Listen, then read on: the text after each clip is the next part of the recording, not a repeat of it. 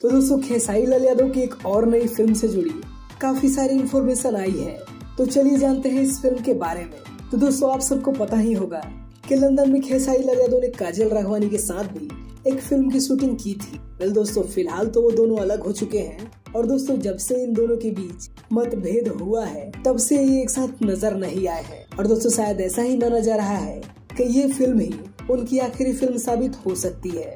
Well दोस्तों बात करें इस फिल्म की तो इस फिल्म का टाइटल रखा गया है हम हो गए तुम्हारे।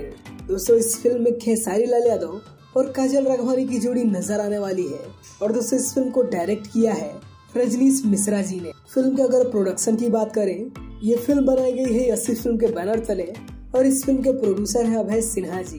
वेल दोस्तों ये फिल्म एक रोमांटिक लव स्टोरी मूवी होने वाली है। दोस्तों इस फिल्म में रजनीश मिश्रा सर का म्यूजिक है, जिससे पता चलता है कि इस फिल्म के गाने काफी बेहतरीन होने वाले हैं।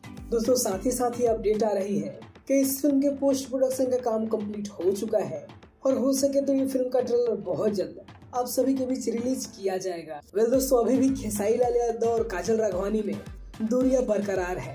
वेल हम तो यही चाहते हैं कि ये दोनों के बीच की दूरियां कम हो जाए और काजल राघवानी और खेसारी लाल यादव फिर से हमें एक साथ नजर आए।